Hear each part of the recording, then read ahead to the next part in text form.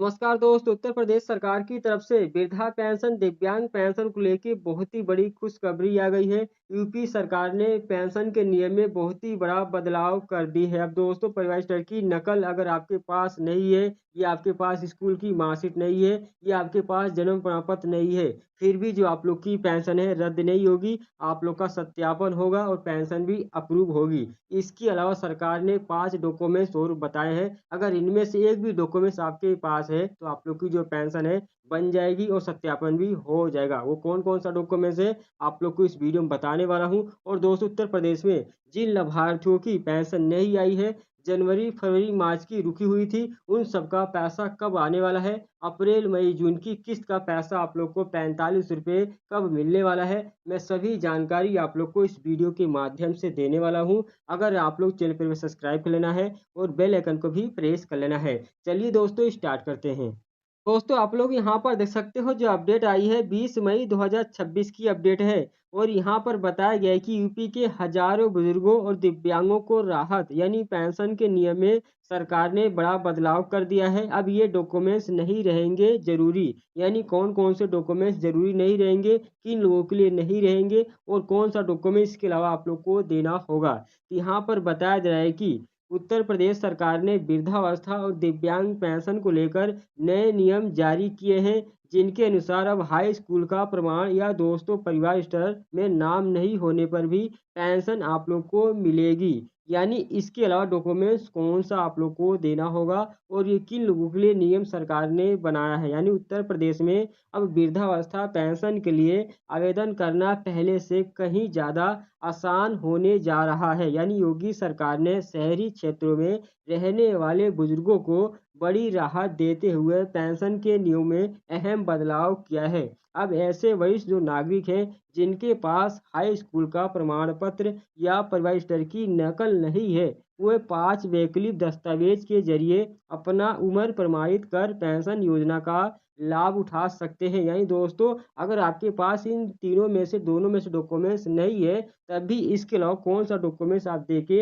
अपना सत्यापन और पेंशन बनवा सकते हैं। तो यहाँ पर बताया गया कि प्रदेश सरकार द्वारा जारी नए संशोधित आदेश के अनुसार शहरी क्षेत्रों में जो वृद्धावस्था पेंशन योजना के तहत राशन कार्ड यानी दोस्तों जो पहला डॉक्यूमेंट्स है, यानी एक परिवार स्तर की नकल, या आप लोग की स्कूल की मार्कशीट नहीं है, या जन्म प्रमाण पत्र नहीं है, फिर भी इनमें से डॉक्यूमेंट्स अगर आपके पास है तो आप लोग की जो पेंशन है बन जाएगी और सत्यापन भी हो जाएगा। पहला नंबर, राशन कार्ड।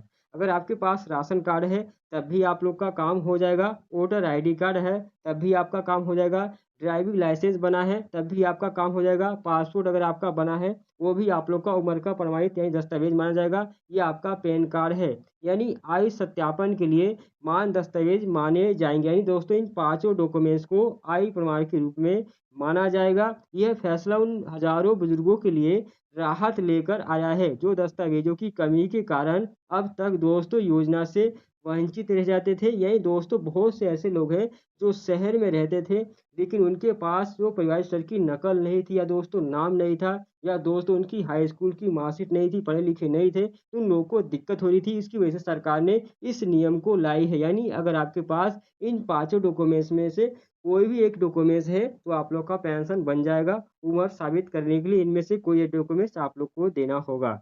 अब दोस्तों बात करते हैं, पुराने आदेश से बड़ी थी मुश्किलें। यानी दोस्तों, पुराना आदेश था जिसमें रजिस्टर की नकल सरकार ने बोला था, या दोस्तों स्कूल की मार्कशीट या जन्म प्रमाण पत्र, ये दोस्तों बहुत ही मुश्किल हो जाता था क्योंकि बहुत से लोगों के पास नहीं था।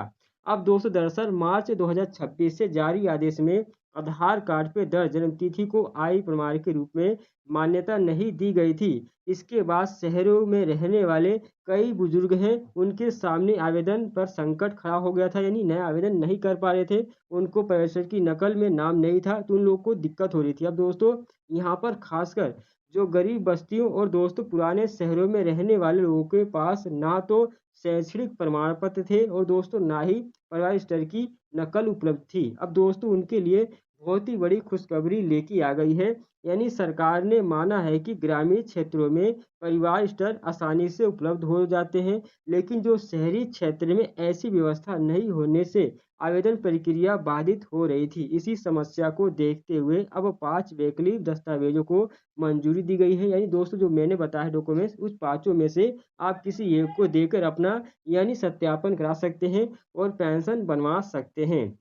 अब यहाँ पर दोस्तों बात करते हैं 100 घोषणा पत्र। यानी दोस्तों अगर आप लोग ये डॉक्यूमेंट्स देंगे तो इसके लिए आप लोग को 100 घोषणा पत्र जरूरी होगा। यहाँ पर बताया गया कि नई व्यवस्था के तहत आवेदकों को एक 100 घोषणा पत्र भी देना होगा। इसमें उन्हें यह बताना होगा कि उनके पास हाई स्कूल प्रमाण पत्र उपलब्ध नहीं है और दोस्तों संबंधित शहरी क्षेत्र में प्रवेश की मौजूद नकल नहीं है। इसके बाद जिला समाज कल्याण विभाग दस्तावेजों की जांच कर आवेदन आप लोग का स्वीकार कर देंगे। यानी दोस्तों एक घोषणा पत्र आप लोग को कोरे कागज पे ये लिखित आप लोग को देना होगा, उस पर साइन सिग्नेचर करके, तो आप लोग का समाज कल्याण विभाग अधिकारी है वो आप लोग का आवेदन है वो स्वीकार कर देंगे। अब दोस्तों बात करते हैं कुष्ठावस्था पेंशन योजना भी बनी सहारा।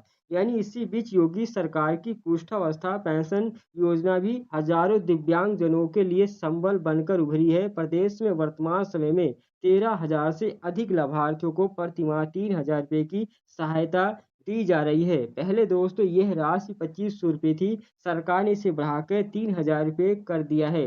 दोस्तों पिछले 9 वर्षों में योजना के जो लाभार्थी हैं उनकी संख्या 4,765 से बढ़कर अब 13,667 तक पहुंच गई है। ई पेमेंट और दोस्तों पीएफएस प्रणाली के जरिए पेंशन सीधे लाभार्थियों को बैंक खाते में भेजी जा रही है, जिससे पारदर्शिता बढ़ रही है।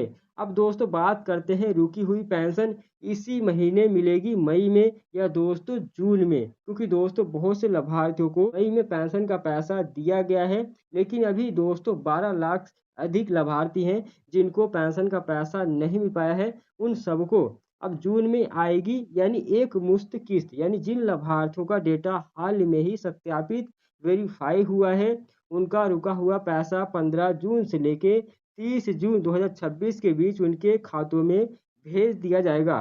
दोनों किस्तें एक साथ। यानी दोस्तों अगर आपकी इस महीने यानी मई में पेंशन नहीं मिलेगी तब आप लोग को दोनों किस्तें यानी एक साथ मिलने की उम्मीद है। यानी विभाग की ओर से पूरी तैयारी की है कि जिन 12 लाख बुजुर्गों का डेटा अब साफ हो चुका है उन्हें पिछली रुकी हुई किस्त और नई किस्त यानी अप्रैल मई जून एक साथ जोड़कर सीधे बैंक खाते में भेजी जाएगी।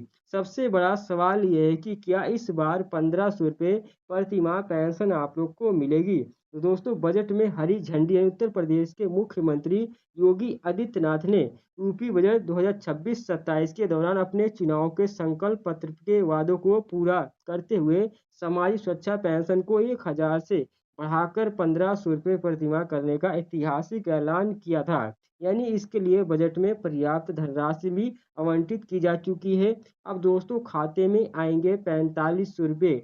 इसी बढ़ी हुई राशि के नियम 1 अप्रैल 2026 से लागू हो गए हैं और दोस्तों इसके अनुसार अब अप्रैल मई जून की 3 महीने की जो तिमाही किस्त के रूप में जो बुजुर्ग हैं उनको 3,000 रुपये की बजाय एक मुश्त 45 रुपये ट्रांसफर किए जा सकते हैं।